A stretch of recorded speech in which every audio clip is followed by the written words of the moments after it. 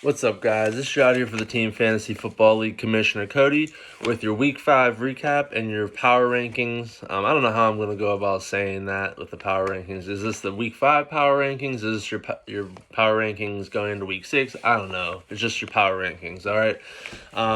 And also, we have a trade alert as well. I'll get into the trade first just to get that out of the way. We have popped our cherry well, I don't even know what day it was. A couple days ago, I think it was on Sunday maybe. Brandon and Kyle executed a trade. The details of that trade are as follows. I sent it in the group chat, but in case anybody in the world is curious, here's what it was. Brandon receives from Kyle Adam Thielen, Myles Gaskin, and swap rights with Kyle for the 2021 7th and 8th round picks. So no matter what happens in round 7 and round 8, Brandon will have the first pick in both rounds when it comes to him and Kyle. All right? And Kyle will get the last pick in both of those rounds as well. Kyle then receives Saquon, Kenyon Drake, and Brandon's 2021 first. The reason I add that in there is because I wanted to explain this to you guys as well through in the messenger, but I know you guys don't like my novels, and I'll try to explain this as quickly as possible. So because Kyle kept he has his own first round pick, and then he just acquired Brandon's first round pick. He's then able to keep this year's first round pick, Nick Chubb. It'll be a first round value next year. And then Saquon's also going to be a first round value next year as well. So he'd be able to keep 2 first round picks because he has 2 first round picks. Does that make sense? If anybody has any questions, as I said, please ask me. Brandon reached out to me, but they wanted to make sure that they weren't doing anything that making sure that their logic was correct, and I confirmed that for them. As I said also in the messenger, any of those questions you have for me are for the commissioner. They're not for Cody. They're for strict, confidential, unbiased, legitimate league questions to keep things fair. With that being said, congratulations, Brandon. Congratulations, Kyle. I believe they're very good trades. Both could be winning, others could be losing, but I think it was fair all the way around, and I'm not sure I would have gave up a first, but I understand. Brandon's trying to win this year. He won basketball, he's trying to win football as well. Who could blame him? Without further ado, let's move on to our Week 5 recap. We'll start with Scott, as always, our defending champion. Last week's power ranking of 2 to Hobert, power ranking of 5. Scott put up 162.68 to Hobert's 200.13. Wow, watch out for Hobert. I don't know what to tell you. Scott, you got the wrong end of the stick this week, buddy. Just to kind of see the top scores for both of you, I had it up, but then I had to look at some stuff because I switched my power rankings around. I had to do some research because I didn't have enough time today at work. Not that anybody cares, but we're just filibustering until I get it up. So this kind of tells you all the stats you need to know. Scott's top performer was his defense. 33 points from Baltimore, that's great and all, but you don't have anybody higher than that. And that's usually not going to win you your week-to-week matchup, let alone a championship. Miles Sanders at 28.65 and Calvin Ridley 22.6. Everything after that, I believe, for Scott was pretty rough.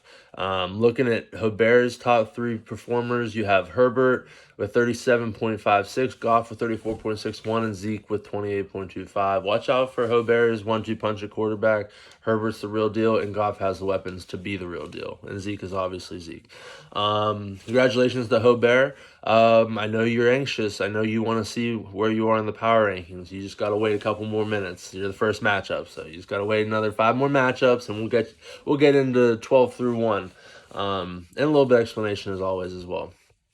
Moving on to Liam and Brandon, the Brand Wagon. Shout out Eric for being there with me last week to come up with such a genius idea on the spot. I don't know where I come up with these things, but let me tell you, I am full of surprises at all times.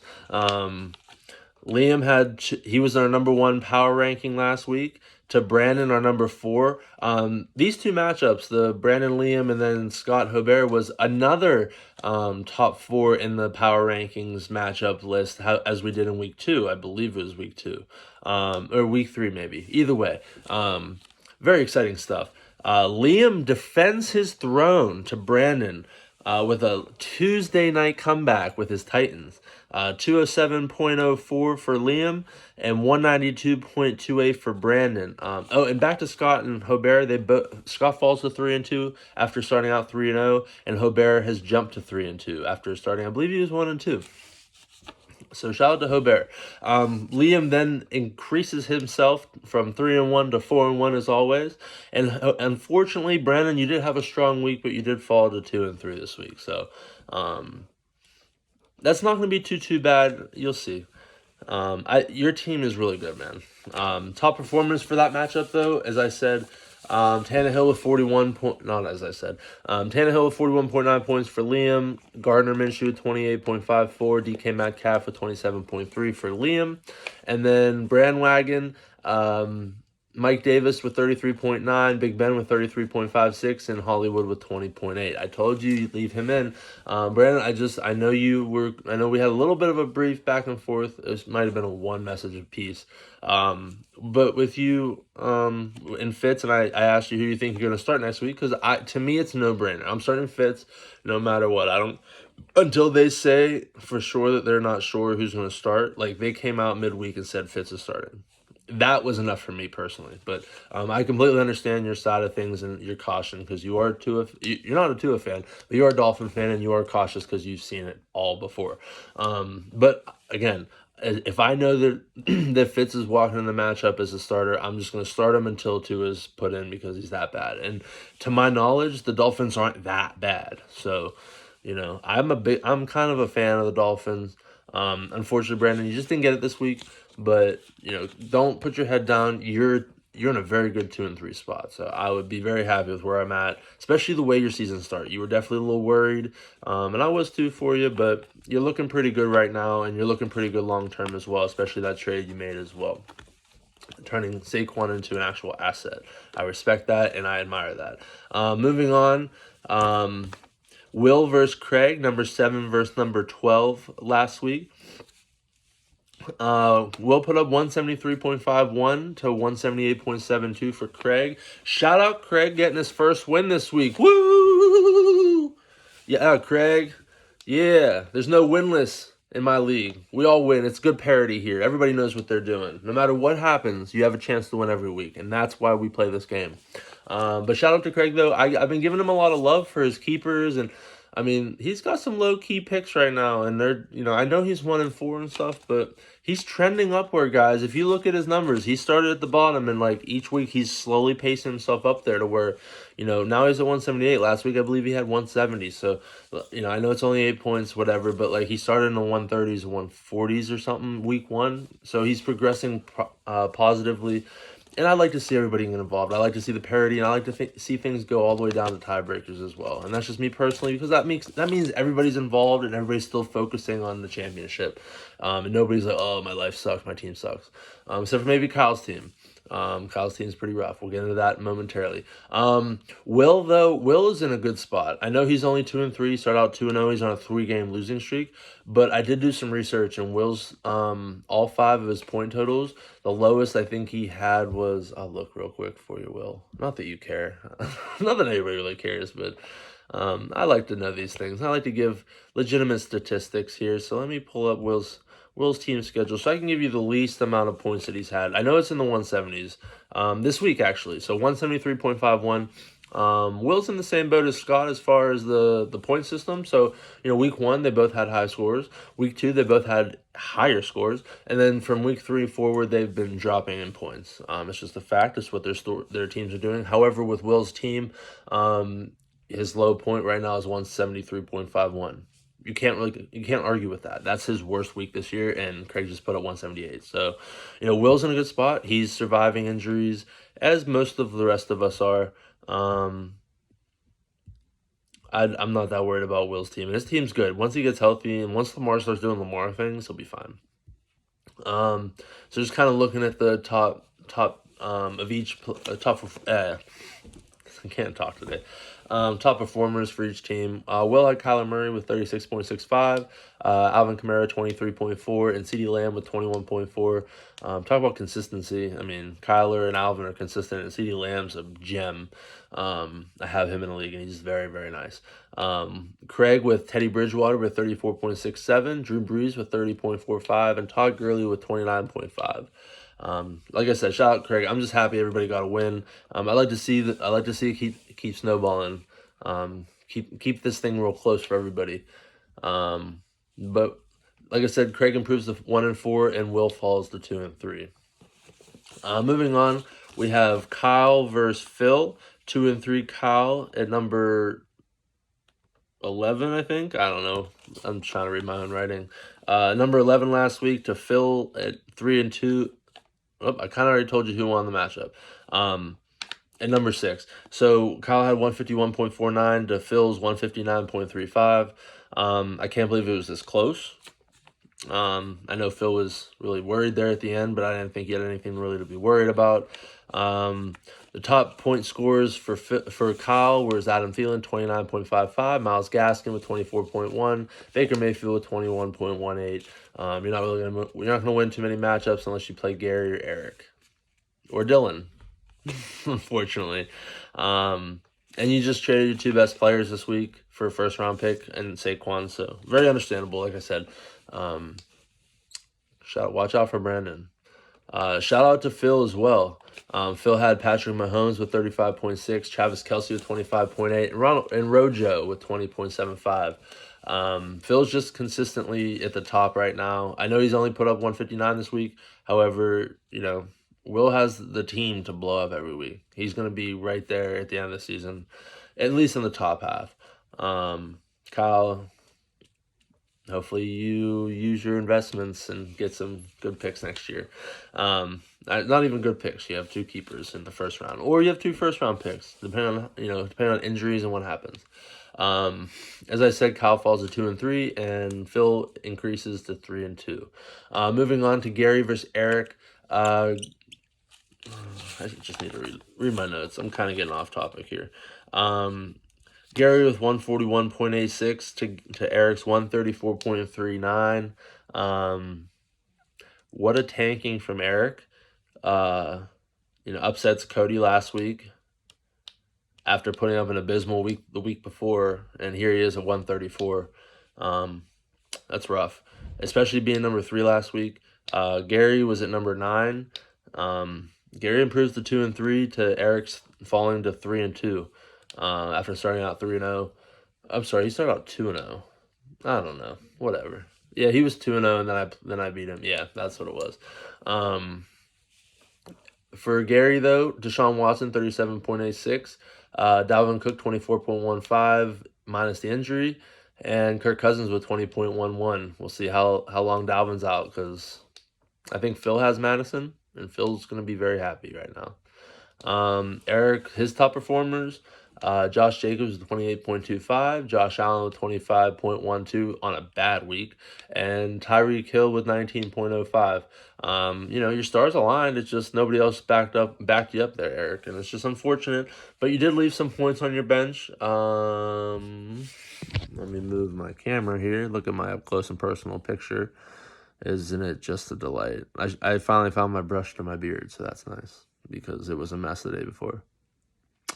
You like it? Just waiting for this to load. All right, so looking at Eric's bench real quick, he left A.J. Brown, understandably, but I still would have used him as a question mark, like Hobert did with backups. Your Titans defense put up 16. Emmanuel put up 24. I think he's a starter going forward, even with Michael Thomas available.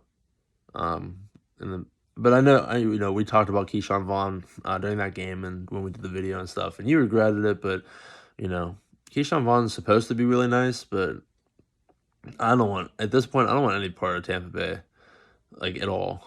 Trade him to Brandon, because I know Brandon wants him. But yeah, Eric, you got some work to do. I know you get Cam back this week, so that'll be good for you. Hopefully you get back in them higher points totals. However, I did have to be realistic with the power rankings as well, so you'll see about that. Whoop, and we are looking at. I always have to go back. ESPN always fast forwards me. But yeah, so Gary improves to 2-3, and Eric falls to 3-2. Our last matchup of week 5, Dylan versus Cody. Dylan, the number, I think because he got his win last week, we put him up at, I don't know what number he was at. We put him at 11 because his team was really hurt, and he just deserved not to be 12 last week. 86.08 points. I'm sorry, buddy. There wasn't much you could do. Your team is it's just see what you can get for assets. You saw what Kyle did. Maybe get yourself draft picks. Look at your keepers. Look at who you'd like to keep. You can still keep 3 players, but, look at next year. Hit me up. Let's talk, man. Cody improves to 4-1. Dylan falls to 1-4, unfortunately. Cody put up 159.63.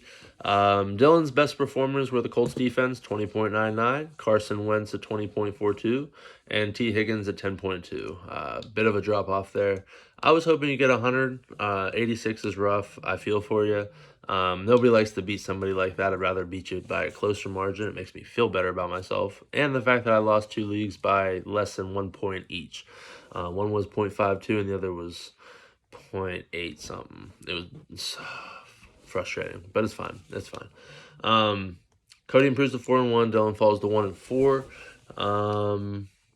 Not much really I'll say about that. I know Cody's gonna have a rough week next week because of buys, so lucky Cody. Moving on to our power rankings. We're kind of zooming through here. I know you guys prefer a shorter video, so I'm trying to make this as short as possible. And I've had a long day, as I'm sure you could tell by my voice, and I just would like to go partake in some extracurricular activities after this. So that's why I'm rushing through this, even though I'm taking the time to explain why I'm rushing through this. Moving on to your power rankings. We'll start at 12 as always. Dylan, unfortunately, you fell to 12. Not much of an argument there. I'm happy you got that win last week. Very happy. Everybody gets a win in this league. Kyle, you fell down to... Actually, you improved to 11. You and Dylan just switched. Mainly because you traded all your players away, your top 2 players away, and I just don't see you putting up big points in the future. Eric, you did have a tumble from 3 down to 10. Why do I have you at 10? This was tough. We're friends, but I'm trying to make this as unbiased as possible. And man, you put up 134 points. One of the things that I wanted to look, I mentioned you left some points on your bench. Any of those guys you put in, like even an AJ Brown, like I would have put him in over Keyshawn Vaughn, or I don't know who else is on your team, man. Off the top of my head. Just certain decision makings, and you only put up 134 points. You lost to Gary.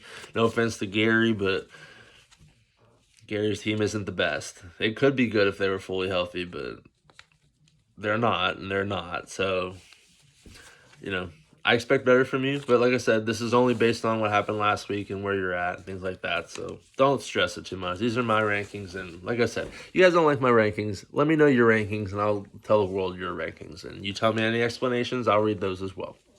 Okay. Next we have Can't read my own list. I'm sorry. Next we have Craig. Craig gets the dub. Craig is trending upward. He's just trending upward. I don't want to, I increased 1 for Craig. I'm sorry. I have Gary there. I can't read my own writing. It's all over the place, as you can see. So Dylan at 12, Kyle at 11, Eric at 10, Gary at 9. Because he beat Craig. I'm sorry, he beat Eric, but it was only 141 points, and it wasn't really that impressive of a win. Then Craig, because Craig got the win, plus 178 points, so that was nice. Then Cody increases a spot to number 7. 12, 10, 9, 8. I can't fucking count. He literally just had me count back.